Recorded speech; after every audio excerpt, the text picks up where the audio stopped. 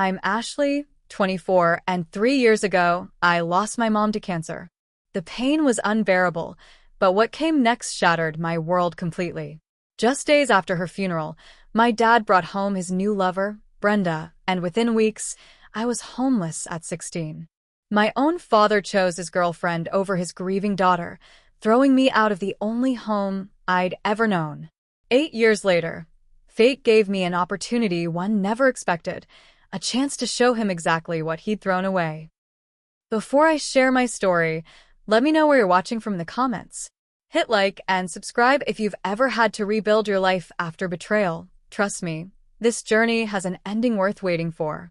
Growing up in our colonial-style house in Fairfield, Connecticut, I believed we were the perfect family. Our neighborhood was the kind with tree-lined streets, weekend barbecues, and kids riding bikes until sunset.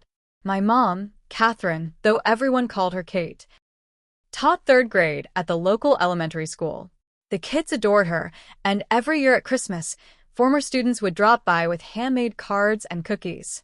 She had this gift for making everyone feel special, especially me. Dad, Richard Barrett, worked as a business consultant for a firm in Hartford. His job required frequent travel, sometimes gone for days or weeks at a time. When I was younger, I'd count the days until he returned, excited to hear stories about the different cities he visited.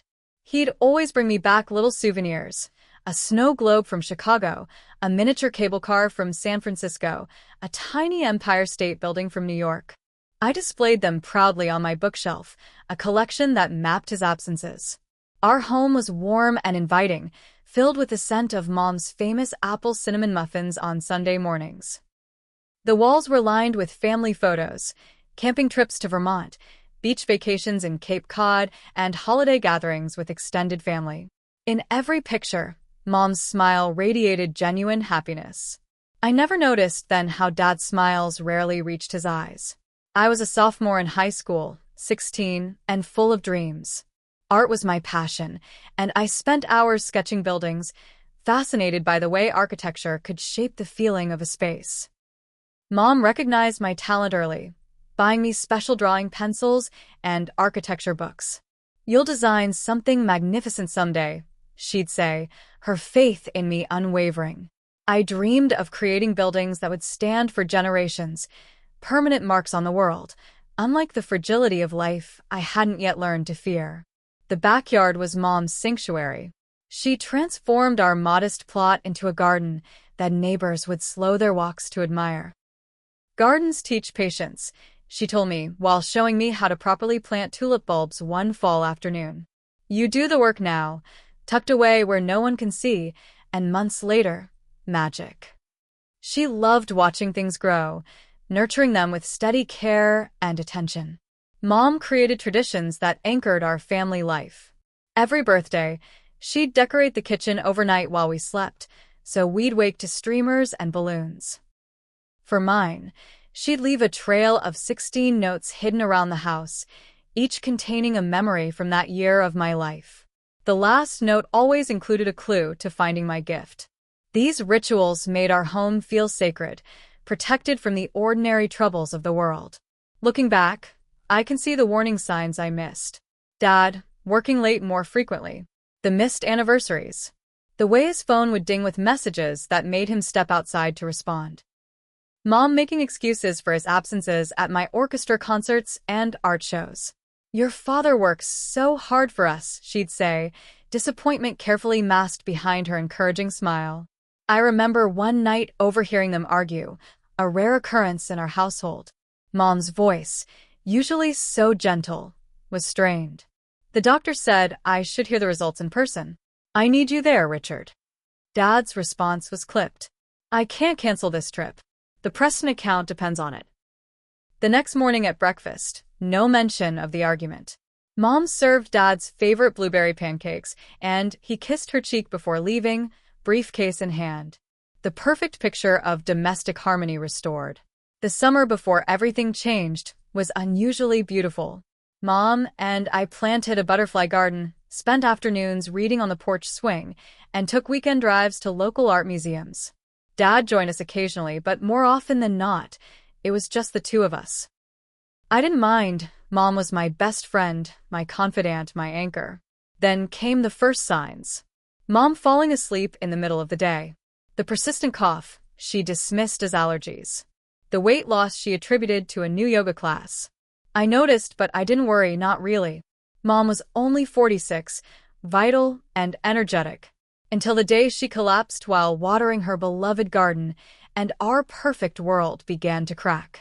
The diagnosis came on a Tuesday afternoon. Stage 4 pancreatic cancer.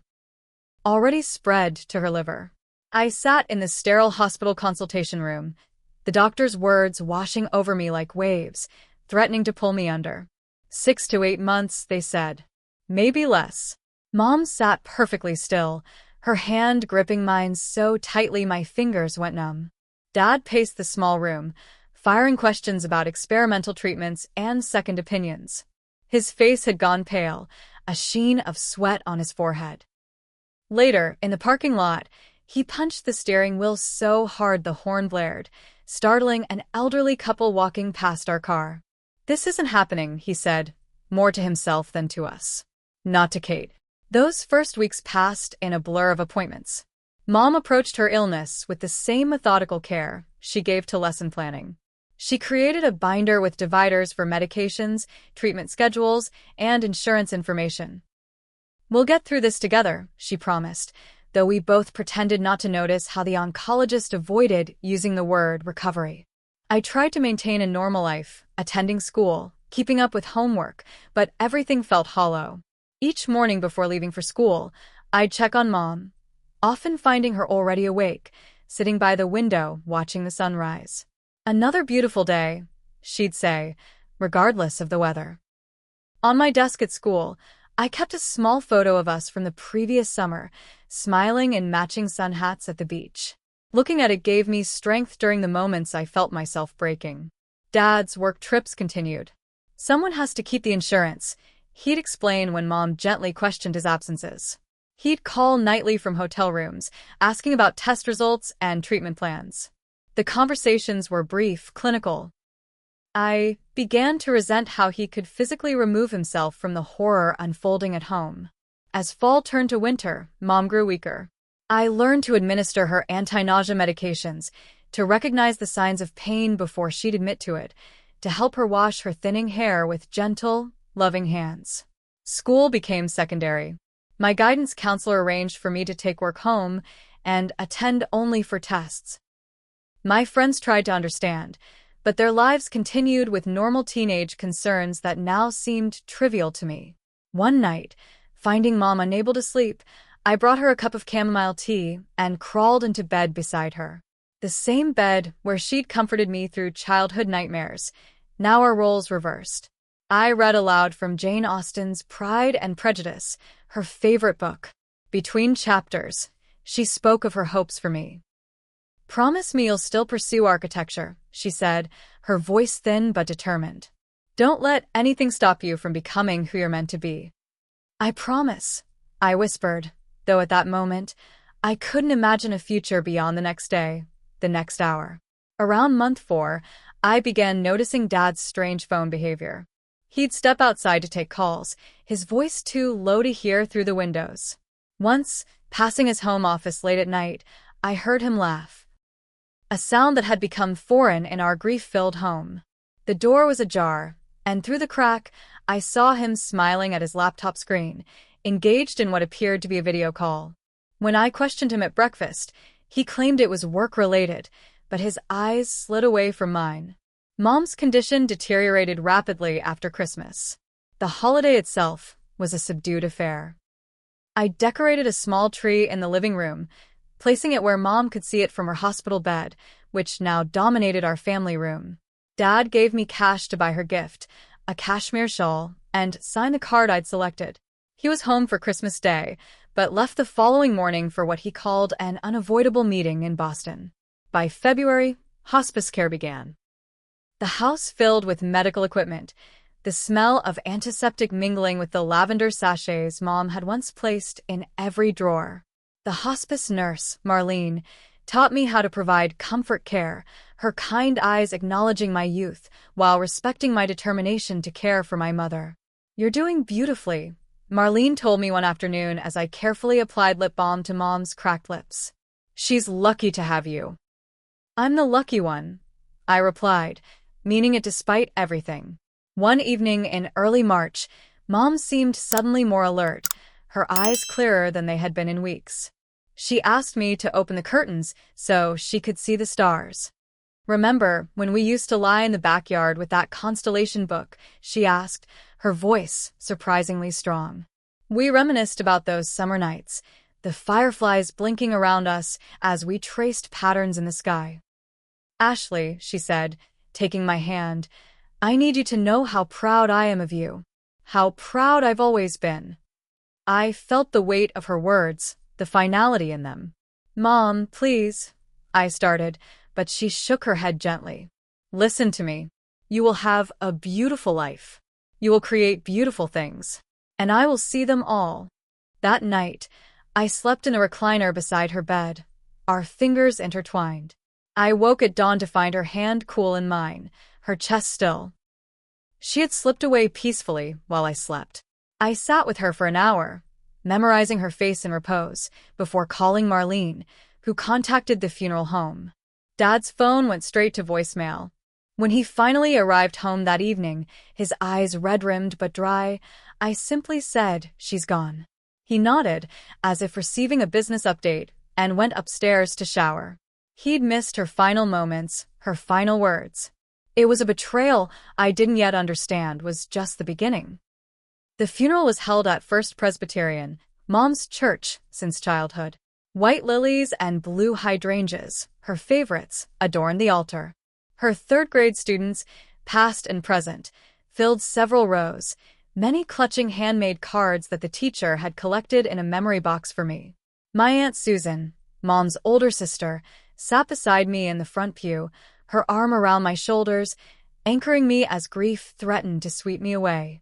Dad sat on my other side, stone-faced and distant. Throughout the service, he remained rigid, his hands clasped tightly in his lap. He declined to deliver a eulogy, so Aunt Susan spoke instead, sharing stories of Kate's kindness, her passion for teaching, her devoted motherhood. I noticed Dad checking his watch twice during the service. At the reception afterward, held in the church hall, I found myself surrounded by Mom's colleagues, friends, and extended family. Everyone had a story to share about her impact on their lives. Dad moved through the crowd accepting condolences with practiced politeness before disappearing into the pastor's office for a phone call. When he returned, his demeanor had shifted, a strange restlessness evident in his movements. That night, alone in the house that no longer felt like home, I tried to connect with him over dinner, takeout he'd picked up on the way home.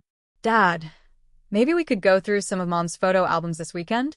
I'd like to make a memorial collage. He pushed his food around his plate. I've got a lot to sort out, Ashley. Insurance papers, bills. Maybe in a few weeks. But I need to. What you need, he interrupted, is to get back to school. Life has to go on. His words stung, but I attributed his coldness to grief. Everyone processes loss differently, I told myself. I retreated to my room, falling asleep clutching Mom's cardigan, the faint scent of her perfume still lingering in the fabric. 3 days later. 3 days after we laid my mother to rest, I returned from a counseling session at school to find an unfamiliar silver BMW in our driveway. Inside, I heard laughter coming from the kitchen. Dad's voice and a woman's. I froze in the hallway, my backpack sliding from my shoulder to the floor with a thud that announced my presence. Dad appeared in the kitchen doorway, a strange expression, guilt, defiance, flashing across his face before settling into a forced smile. Ashley, come meet Brenda. She's a friend from work. Brenda Davis was tall and slim, with highlighted blonde hair and an expensive-looking cream blouse. She smiled nervously, extending a manicured hand. I've heard so much about you, Ashley. I'm so sorry about your mom. I didn't take her hand. Behind her, on the kitchen counter, sat 2 wine glasses and a plate of cheese that I recognized from Mom's special serving set, only used for holidays. Dad, can I talk to you alone? I managed, my voice barely audible. In the living room, I whispered furiously, "You brought a date home?" "Mom's been gone a week." He straightened, defensive. "Brenda isn't just a date. We've been seeing each other for a while." "A while? What does that mean?" He looked away. "About a year and a half." The room tilted. A year and a half. While Mom was alive. While she was sick. While she was dying. You were cheating on Mom? While she was fighting for her life. My voice rose with each word. "Keep your voice down," he hissed. "It wasn't like that. Your mother and I, things hadn't been right for years. Brenda understands me. Did Mom know?" A flash of something, shame, crossed his face before hardening. No. And it would have only hurt her. I did what I had to do to get through it. Get through it? You mean Mom's illness? The inconvenience of your wife dying? Rage boiled inside me, hot and unfamiliar. That's enough, Ashley. Life goes on. I deserve happiness, too. Happiness? Mom is barely cold in her grave. The argument ended with his ultimatum. Brenda is part of my life now. You'll need to accept that. Over the next few days, I watched in horror as Brenda's possessions appeared throughout our house. Designer clothes hung in Mom's closet. Unfamiliar toiletries cluttered the bathroom counter. Brenda's framed photos appeared on side tables, displacing our family pictures. I discovered that Dad had given her a key months ago. She had been visiting while I was at school, while Mom was at treatments. The betrayal cut deeper with each revelation. Tensions escalated as Brenda began suggesting updates to the house. The blue living room walls Mom had loved, like the sky brought indoors, she'd said, were repainted a sterile grayish. Mom's antique reading chair disappeared, replaced by a sleek modern recliner. Each change erased another trace of my mother's presence. 2 weeks after the funeral, I came home from school to find landscapers in the backyard. Mom's garden, her pride and joy, the space where she had taught me about nurturing beauty, was being torn up. Men in work boots trampled through her carefully tended flower beds, pulling up perennials and clearing space. A delivery truck sat in the driveway, luxury spas and hot tubs emblazoned on its side. I ran through the house and out the back door, screaming for them to stop. Brenda appeared on the patio, clipboard in hand. "Ashley, please. The men are just doing their job. This is my mother's garden. You can't destroy it." Dad emerged from his home office, face dark with anger. "That's enough, Ashley. The decision's been made." Without asking me, this was Mom's special place. "This is my house," he said coldly. "And we want a hot tub." That night, I snuck outside with a flashlight and dug up what bulbs and plants I could salvage, placing them in pots I hid in my closet. A futile act of preservation, but I couldn't bear to lose everything of hers. The final breaking point came when I discovered Brenda packing up Mom's books and personal items into donation boxes. "What are you doing?" I demanded, grabbing a box from her hands. Mom's journals spilled onto the floor, along with photo albums and the special edition of Pride and Prejudice I'd given her for her last birthday. "Richard said I could clear out these old things," Brenda replied, her tone suggesting I was being unreasonable. "We need the space for my home office." The argument that followed was nuclear. I screamed and cried, accusing Dad of erasing Mom completely. He shouted back that I was being childish and selfish. "Your mother is gone, Ashley." Gone. "And holding on to her things won't bring her back. So you're just going to pretend she never existed? That you weren't married for 20 years? That you didn't promise to love her in sickness and in health?" His face contorted with a mixture of guilt and rage. "That's enough. I've had it with your attitude. Brenda is moving in permanently, and things are going to change around here." "This is Mom's house too," I said, my voice breaking. "Not anymore," he replied coldly. "And if you can't accept Brenda as part of this family, as your new mother, she will never be my mother." The silence that followed was deafening. Dad's expression hardened into something I didn't recognize. "Then you have a choice to make, Ashley.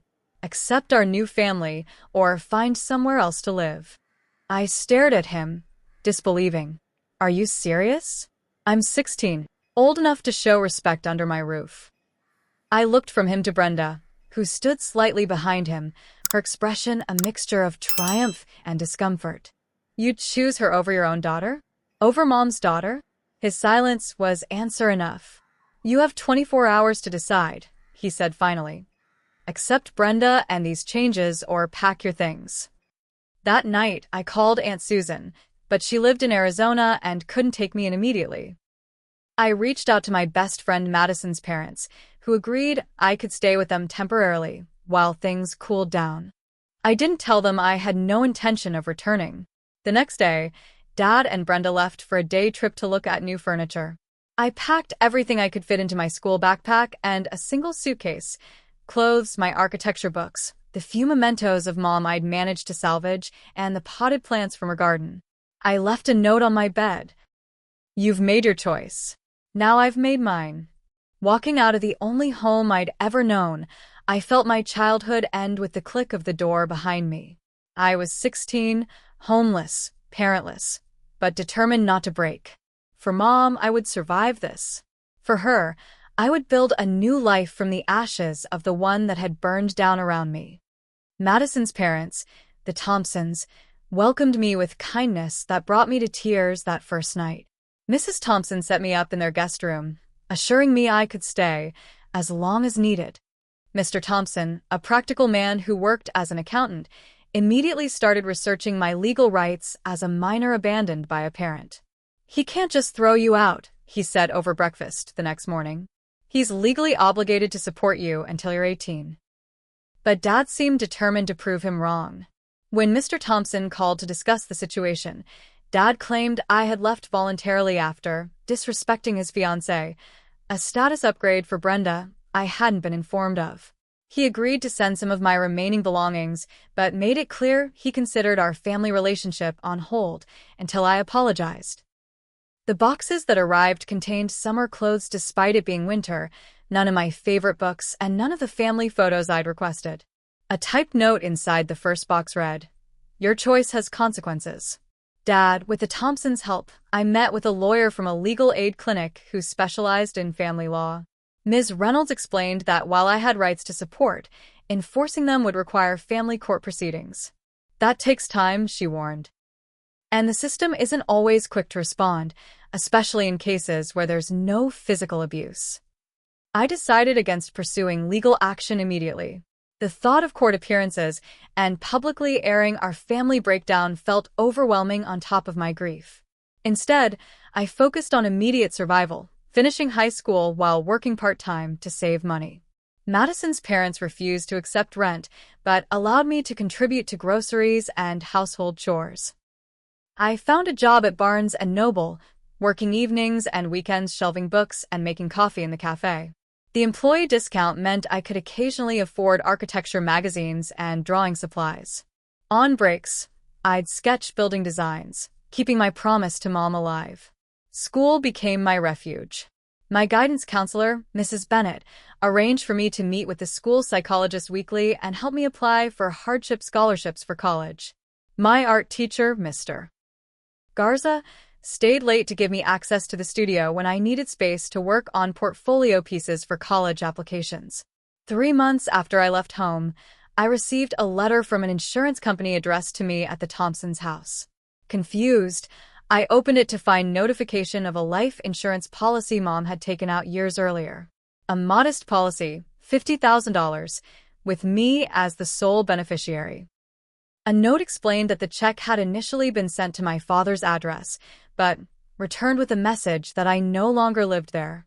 When I called the insurance company, I learned Mom had arranged the policy when I was 10, making annual payments from her teacher's salary.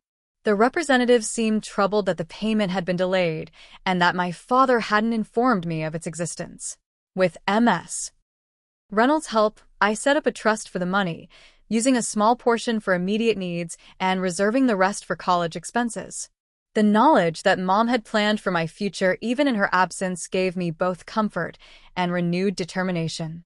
Dad and Brenda sold our family home 6 months after Mom's death. I learned about it when driving past with Madison and seeing the sold sign in the yard. They moved to a luxury condo downtown, closer to Dad's office. Occasionally, I'd glimpse them at restaurants or the mall, looking like any normal couple enjoying their lives. Each sighting reopened the wound of betrayal. Depression hit me hardest during what should have been celebratory milestones. My 17th birthday passed with no acknowledgement from Dad. Christmas at the Thompsons was filled with their family traditions, their kindness only highlighting what I'd lost. I developed insomnia, often lying awake replaying memories of Mom or imagining confrontations with Dad that would never happen. Madison convinced me to join her in a grief support group for teens at the community center. There, I met other young people navigating loss, some from death, others from abandonment or divorce. Sharing our stories helped me realize I wasn't alone in feeling both grief and rage simultaneously. "It's like carrying two heavy suitcases," said Tyler, whose mother had died of breast cancer. "One filled with sadness, one with anger. And you can't put either one down." That image stayed with me, validating the complexity of my emotions. In those weekly meetings, I began to separate my grief for Mom from my anger at Dad, a crucial distinction that allowed me to honor her memory without being consumed by his betrayal. By senior year, I developed a new routine and support system. I worked nearly 30 hours a week while maintaining my grades. The Thompsons had become a surrogate family, including me in dinners, movie nights, and holiday celebrations. Madison's younger brother, Jake, even began referring to me as his bonus sister. College application season arrived, bringing both excitement and anxiety.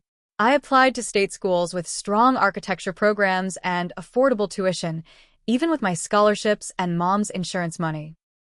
Each application essay I wrote focused on resilience and finding purpose through design, lessons learned through loss.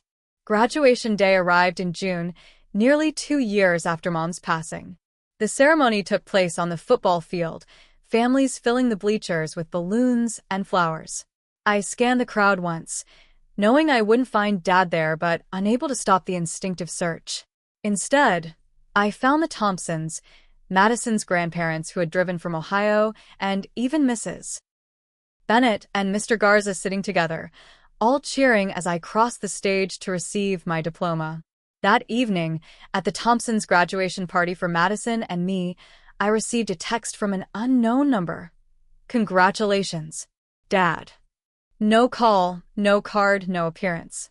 Just 14 characters acknowledging a milestone that should have been celebrated together. I deleted the message without responding. 2 weeks later, I received my acceptance to State University with a partial scholarship for architecture. The financial aid package, combined with Mom's insurance money and my savings, would cover most expenses. I found a tiny apartment near campus that I would share with 2 other freshmen, both also on tight budgets. The day I moved into that apartment marked another transition, from survivor to builder. The space was cramped, with mismatched furniture and questionable plumbing, but it was mine. I hung my architectural drawings on the walls alongside photos of Mom and the Thompsons. On my desk, I placed the single surviving plant from Mom's garden, a resilient peace lily that had somehow thrived despite my amateur care. That night, lying on my narrow twin bed, I allowed myself to cry, not from despair but from a complex mixture of pride, grief, and determination. "I'm doing it, Mom," I whispered into the darkness. "One day at a time." My freshman year at State University began with the disorientation all new students feel, amplified by my unusual path to get there. While my classmates complained about homesickness and parental expectations, I navigated independence I'd been practicing for years already. The irony wasn't lost on me. I'd been forced to grow up early, but that very hardship had prepared me for this transition better than most. Architecture proved to be exactly the right choice. The intensity of the program demanded my complete focus, leaving little time to dwell on the past. Studio classes often ran late into the night. Students hunched over drafting tables, constructing models, and refining drawings. I thrived under the pressure, finding purpose in creating spaces that could shelter, inspire, and heal. My roommates, Jennifer, a pre-med student, and Taylor, studying environmental science, became my first new friends. Our apartment became a sanctuary of mutual support, late-night study sessions, and occasional movie marathons when we needed breaks from academic pressure. They never pushed for details about my family situation, respecting the boundaries I'd established early on. "Family is complicated," Jennifer said once when I deflected a question about holiday plans. "You don't owe anyone your story until you're ready to tell it." During sophomore year, I took an elective course in sustainable design that changed my trajectory. The professor, Elizabeth Lawrence, approached architecture not just as building creation but as environmental and social responsibility. Her lectures on creating spaces that fostered community and healing resonated deeply with me. After class one evening, Professor Lawrence stopped me as I was gathering my materials. "Ashley, that concept you presented today about therapeutic garden spaces integrated into urban housing, it's exceptional work." "Thank you," I replied, surprised by the specific praise. "It's something I've been thinking about for a while." "It shows. There's personal investment in those designs." She paused, studying me. "The department is looking for a research assistant for a community-based project next semester. Would you be interested?" That conversation led to a mentorship that would shape my college experience. Under Professor Lawrence's guidance, I developed my technical skills while exploring the emotional impact of architectural spaces, how design could facilitate healing, connection, and memory. During our research project on revitalizing abandoned urban spaces, I confided in her about Mom's garden and how its destruction had symbolized the larger loss in my life. Professor Lawrence listened without judgment, then suggested I channel that experience into my work. "The best architecture comes from authentic connection to purpose," she said. "Your understanding of loss and renewal could inform spaces that help others through similar journeys." By junior year, I'd found my design philosophy, creating sustainable spaces that honored history while fostering healing and community. My portfolio began to reflect this vision, catching the attention of faculty and visiting professionals alike. That spring, I entered the Reimagining Public Spaces student competition with a design for a community center that incorporated healing gardens, flexible gathering areas, and sustainable materials. The project, which I privately dedicated to Mom, won first place, bringing a scholarship prize and recognition in several architecture publications. The success led to an internship offer from Westbrook and Partners, an innovative firm known for community-centered projects. The position paid well enough that I could reduce my hours at the campus coffee shop where I'd been working since freshman year. For the first time since leaving home, financial anxiety loosened its grip slightly. Occasionally, news of Dad and Brenda reached me through mutual acquaintances or social media. They had married in a lavish ceremony at the Grand Harbor Hotel. Dad had been promoted to senior partner at his firm. They vacationed in the Bahamas. Each update arrived like a small paper cut, not devastating but a sharp reminder of the life continuing without me. During winter break of junior year, while most students went home to families, I stayed in my apartment working on portfolio projects. Jennifer insisted I join her family for Christmas dinner, refusing to take no for an answer. "Nobody should be alone on Christmas," she declared, pulling me into her family's chaotic, loving celebration. Sitting around the Hayes family table, watching Jennifer's parents bicker good-naturedly about the proper way to carve the turkey, her younger siblings sneaking food to their dog under the table, I felt a bittersweet ache. This was family, imperfect, noisy, present. What Dad had thrown away when he chose Brenda over me. The following week, running errands downtown, I literally collided with him outside the post office. Papers scattered across the sidewalk as we both reached to steady ourselves. "I'm so sorry," I began automatically, then froze as recognition dawned. "Ashley?" Dad looked older than I remembered, lines etched deeper around his eyes and mouth. We stood awkwardly, the 3 years of separation stretching between us like a physical barrier. "You look well," he offered finally, his eyes scanning my face with something like surprise. "I am well," I replied, my voice steadier than I felt. A moment of silence followed, filled with unspoken questions and accusations. "I heard about your competition win," he said. Someone from the office showed me the article. The knowledge that he'd seen it, had followed my accomplishments from a distance, unsettled me. "I should go," I said, gathering the last of my dropped items. "Ashley, wait." He reached toward me, then let his hand fall. "Maybe we could get coffee sometime? Catch up?"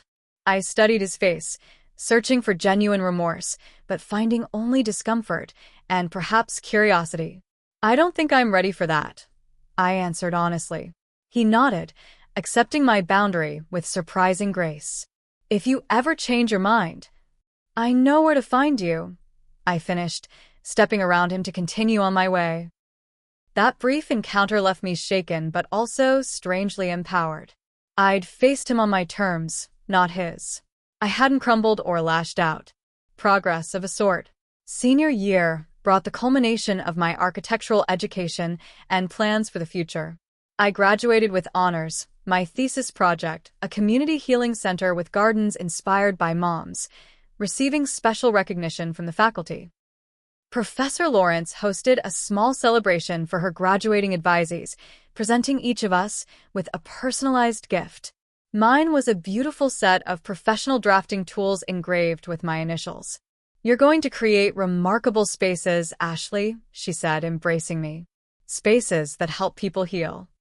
2 weeks after graduation, I received an offer from Innovations Design Group, a firm specializing in sustainable community projects. The position would allow me to work on exactly the kind of meaningful architecture I'd envisioned. I signed the contract with a sense of fulfillment Mom would have celebrated. My new apartment, though still modest, represented another step forward. A real bedroom, actual living room furniture, and a small balcony where I cultivated container plants descended from the survivors of Mom's garden. I'd created a life that honored her values of beauty, growth, and resilience. It was around this time that I began hearing rumors about Dad's company facing financial difficulties.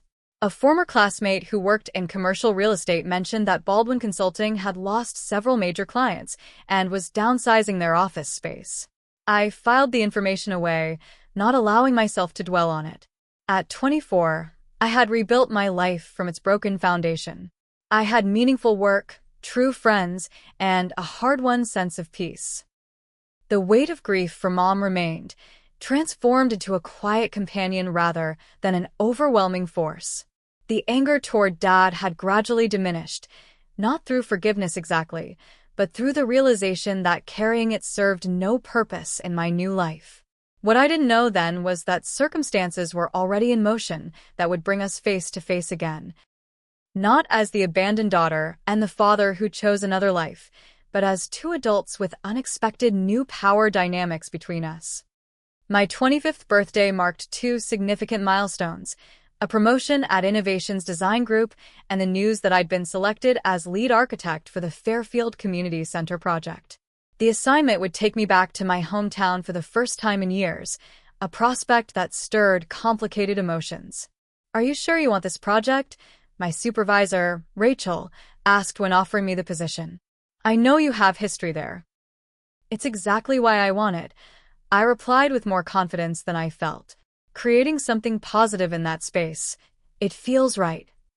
The project was ambitious, transforming an abandoned school building into a multi-use community center with art spaces, meeting rooms, and extensive gardens. The budget was substantial, the timeline tight, and the visibility high. Success would establish my reputation as a serious architect capable of leading major projects. My first week back in Fairfield was surreal. The town had changed in small ways. New businesses on Main Street, a renovated park, unfamiliar faces, but retained its essential character. I stayed at a hotel rather than reaching out to the Thompsons, who had relocated to North Carolina after Madison's father received a job offer there. During a meeting with the City Planning Committee, I encountered Mrs. Bennett, my former guidance counselor, now serving as the school district representative for the project. "Ashley Barrett," she said warmly, embracing me after the meeting adjourned. "Though I hear it's Ashley Barrett, lead architect now." Her pride in my accomplishments was evident, and I found myself sharing more about my journey than I had planned. Over coffee, she filled me in on local developments, including one that caught me completely off guard. "Did you know your father's company collapsed last year?" Quite the scandal, apparently. Mismanagement of client funds, though Richard himself wasn't directly implicated. Still, it cost him everything. My coffee cup froze halfway to my lips. Everything. Mrs. Bennet nodded, lowering her voice. The condo was foreclosed. That woman he married, Brenda, left him shortly after. Classic fair-weather spouse. The news should have brought satisfaction, karmic justice served cold. But instead, I felt a hollow discomfort. Do you know where he is now? Last I heard, he was renting a room from Harold Fisher. You remember, the high school janitor? Quite a fall from grace. That evening in my hotel room, I found myself searching Dad's name online, something I'd deliberately avoided for years. Articles about Baldwin Consulting's collapse appeared, describing financial irregularities discovered during an audit. Several senior partners faced legal consequences, though Dad had apparently been cleared of direct involvement. His professional reputation, however, was in tatters. I closed my laptop, unsure how to process this information. The father I remembered had been successful, confident, financially secure, qualities that had made his betrayal even more incomprehensible.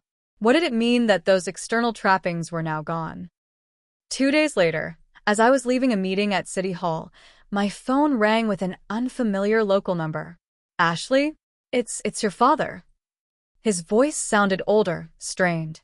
I stood frozen on the steps of the building, pedestrians flowing around me like water around a stone. How did you get my number? I managed finally. Margaret Bennet. She mentioned you were in town for the community center project. A pause. I wouldn't have called, but I need to see you. The direct admission of need was so unlike the father I remembered that curiosity overrode my initial instinct to refuse. We arranged to meet at a small cafe on the edge of town, neutral territory where we wouldn't likely encounter people who knew us. I arrived early, selecting a corner table with a clear view of the door, rehearsing what I would and wouldn't say.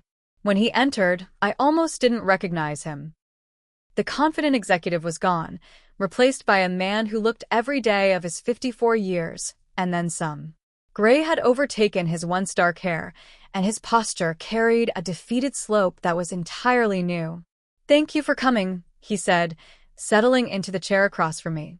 He ordered black coffee when the server approached, his hands showing a slight tremor as he reached for the menu. After awkward small talk about the weather and the cafe's pastries, he got to the point. "I'm in trouble, Ashley. Serious financial trouble. The company collapsed and I lost everything."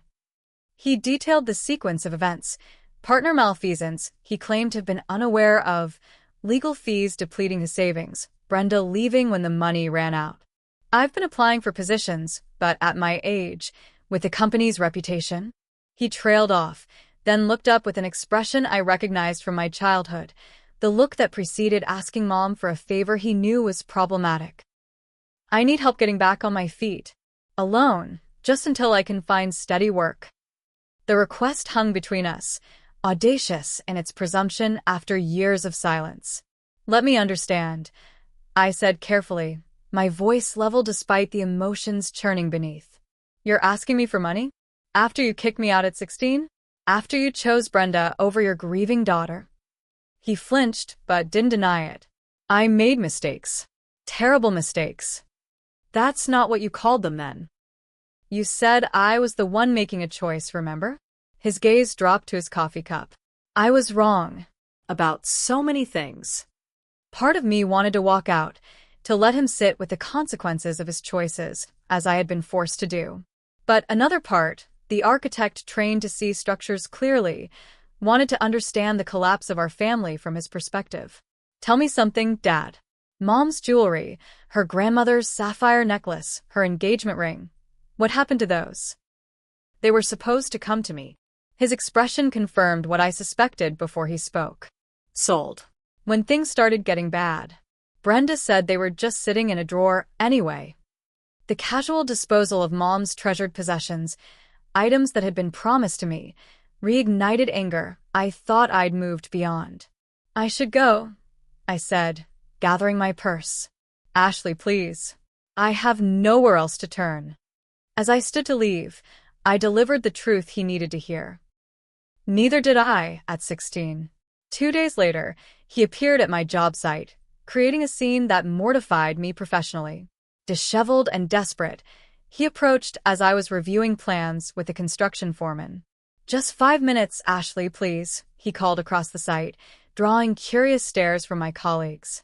The foreman, a tactful man named Frank, offered to continue the review later. Red-faced with embarrassment and anger, I led Dad to my temporary office in the construction trailer. "Don't ever do that again," I said once the door closed behind us. "This is my workplace." "You wouldn't return my calls," he countered, then seemed to deflate, sinking into the visitor's chair. "I'm being evicted. Harold needs the room for his nephew."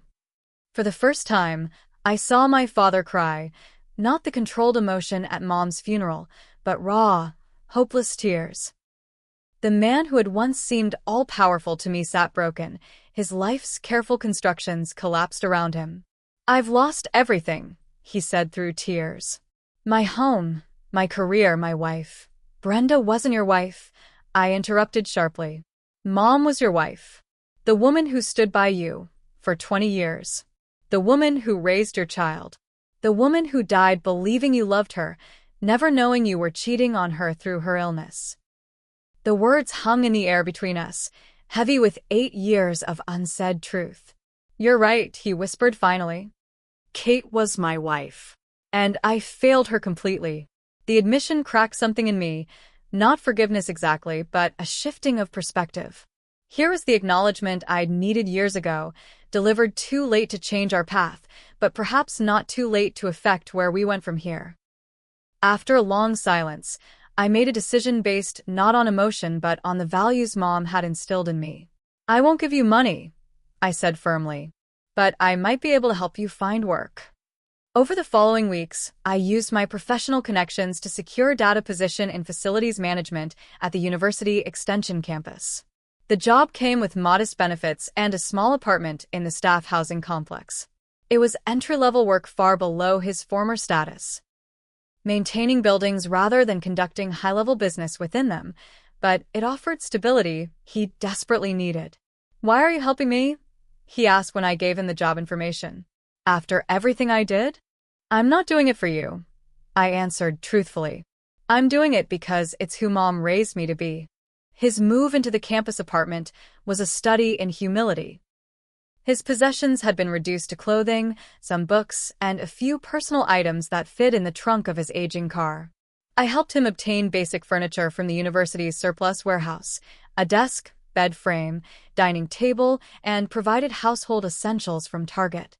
Throughout this process, we established careful boundaries. I wasn't his emotional support, his financial backup, or his social connection. I was a person who was helping him restart his life, nothing more and nothing less.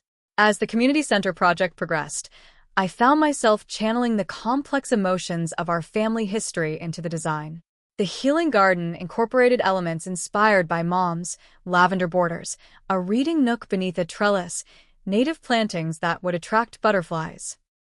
These weren't just aesthetic choices, but architectural storytelling, creating spaces where others might find the peace and renewal I'd fought so hard to achieve.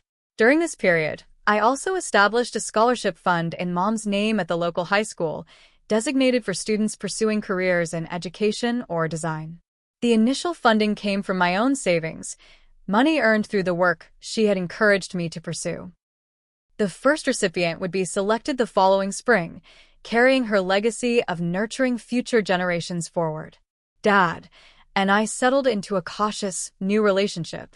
We met occasionally for coffee or a simple meal, our conversations gradually expanding beyond practical matters to tentative personal sharing. He spoke of his regrets with Brenda, acknowledging that what he'd mistaken for love had been a desperate grasp at youth and excitement during a time of fear and uncertainty. "I was terrified of losing Kate," he admitted during one such conversation. "So terrified that I couldn't be fully present with her. Brenda was an escape from the reality I couldn't face." "That explanation doesn't excuse what you did to me," I reminded him. "No," he agreed soberly. "Nothing excuses that. I chose my comfort over your well-being. I abandoned my child when she needed me most. There's no justification for that. His willingness to own his actions without deflection marked a significant shift from the man who had once told me my homelessness was my choice. 6 months into the community center project, with construction well underway, I received news that the project had been selected for a prestigious sustainability award based on the preliminary designs. The recognition would bring national attention to the center and to my work specifically. That evening, I called Dad with the news. The first time I'd reached out to share a personal success. "That's wonderful, Ashley," he said, genuine pride evident in his voice. "Your mother would be so proud of you." The mention of Mom, once a trigger for anger, now brought a bittersweet warmth. "I think she would be," I agreed. As the community center neared completion, I found myself integrating elements of my personal journey into the final touches. A wall in the main corridor featured quotes about renewal and growth, including one from Mom's favorite book that had sustained me through dark times. There is a stubbornness about me that never can bear to be frightened at the will of others. My courage always rises at every attempt to intimidate me. The grand opening was scheduled for spring, 8 years almost to the day since I had walked out of my childhood home with a single suitcase. The symbolism wasn't lost on me. A complete cycle of destruction and rebuilding, loss and creation. In the weeks before the opening, I debated whether to invite Dad to the ceremony. Professor Lawrence, who had flown in to see my first major project completion, offered perspective over dinner. "Including him is not about what he deserves," she said thoughtfully. "It's about what kind of story you want this to be for yourself moving forward."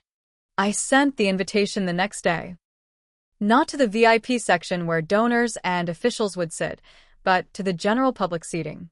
His presence would be acknowledged but not featured, a supporting character rather than a central figure in this chapter of my life. The day of the grand opening dawned clear and mild. The gardens were beginning to bloom, the new benches gleaming in the spring sunlight. As I prepared to give my remarks, I scanned the gathering crowd, spotting Dad in the back row, dressed in the new shirt and tie I knew represented a significant expense on his limited budget. Our eyes met briefly across the distance, and he offered a small nod of acknowledgement and respect. Not claiming my success, not inserting himself into my moment, but simply witnessing it with quiet pride. In that moment, I felt the shift that had been gradually occurring between us solidify into something new, not the restoration of what was lost, but the careful construction of something different and possibly enduring. Standing at the podium on the community center's opening day, I felt the culmination of my journey, from grieving, homeless teenager to professional architect creating spaces for others to heal and connect. The symmetry wasn't lost on me. 8 years ago, I'd lost my home. Today, I was giving a new kind of home to my community. Architecture isn't just about buildings, I told the assembled crowd. It's about creating spaces where life can unfold with purpose and meaning. This center embodies resilience, the building itself repurposed rather than demolished, materials reclaimed and renewed, gardens designed to evolve through seasons of change. As I spoke, my gaze swept over familiar and new faces alike. Mrs. Bennett beaming from the front row. Professor Lawrence, nodding encouragement. Madison, who had flown in as a surprise, filming the speech on her phone. And in the back, standing quietly, Dad. A witness to the woman I had become despite, not because of his choices. The memorial garden is dedicated to my mother, Catherine Barrett, who taught me that nurturing growth requires both strength and tenderness. Her passion for education and belief in renewal lives on in every aspect of this design. The ribbon-cutting ceremony transitioned to a reception in the main hall, where community members explored the new spaces. I moved through the crowd accepting congratulations and explaining design elements, aware of Dad keeping a respectful distance. He examined the donor wall where a small plaque acknowledged his monthly contributions, modest amounts from his facilities job, but consistent since I'd told him about the memorial garden. Later, as the crowd thinned, he approached cautiously. "The garden is beautiful," he said. "Kate would have loved it." "I think she would," I agreed, allowing this shared memory without resentment. I don't know if I've ever properly apologized, he continued, his voice low. Not just for what happened after she died, but for not being there during her illness. For not being the husband she deserved or the father you needed. The apology, delivered without expectation of forgiveness, felt different from his earlier expressions of regret. This wasn't about what he needed from me, but what he recognized I deserved. Thank you for saying that, I replied simply. We stood in awkward silence until he gestured toward the exit. I should go. I know you have important people to talk to. Actually, I said, surprising myself, I was going to visit Mom's grave after this. It's been a while since I've been there. A pause. You could come if you want. The cemetery was peaceful in the late afternoon light. Mom's headstone, simple, elegant granite, stood beneath a flowering dogwood tree. I placed my small architecture award beside the fresh flowers I'd brought, while Dad hung back, uncertainty evident in his posture. It's okay, I told him. She'd want you here too. He knelt slowly, placing his hand on the cool stone. I'm sorry, Kate, he whispered, for everything. Standing there, I realized the complex truth of what the past 8 years had taught me. Real revenge wasn't about making my father suffer, though there had been times I'd wanted that. It wasn't about celebrating his downfall or gloating over my success. The most powerful response to betrayal had been building a life of purpose and meaning, creating beauty from pain, connection from loss. I hadn't just survived. I had transformed the very foundation of my existence into something my mother would have been proud of. Dad had lost everything he once valued: status, wealth, comfort. But in that loss, he'd begun to rediscover what truly mattered.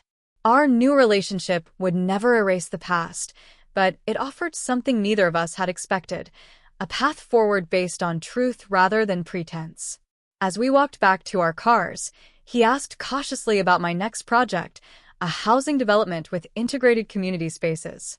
It's about creating neighborhoods, not just houses, I explained. Places where people can belong.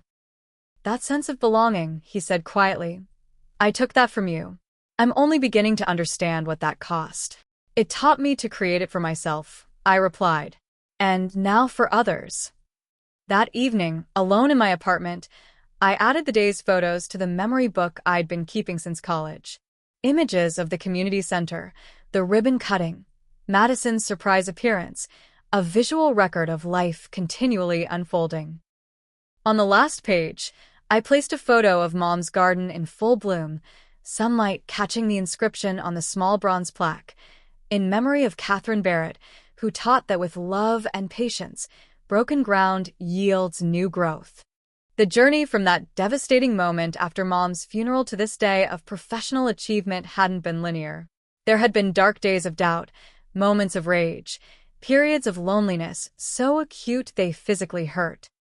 But through it all, I had kept my promise to Mom, to pursue my dreams, to create beauty, to live fully despite loss. The greatest revenge against those who harm us isn't making them suffer, it's refusing to let their actions define our lives. My father had once chosen another woman over his daughter, had once thrown me away like something disposable. 8 years later, I had made him see exactly what he had discarded. Not through words or confrontation, but through becoming someone whose value was undeniable. In helping him rebuild his life from ruins of his own making, I had demonstrated the strength of character my mother had cultivated in me.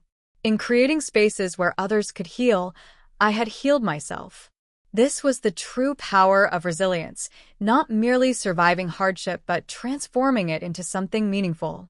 What's your story of rebuilding after betrayal? Have you ever had to start over when someone you trusted let you down? Share your experience in the comments below. Your words might be exactly what someone else needs to hear today. And if this story resonated with you, please like, subscribe, and share it with someone who might need this message of hope. Remember, sometimes our greatest strength emerges from our deepest wounds. Thank you for joining me on this journey, and I wish you courage on your own path forward.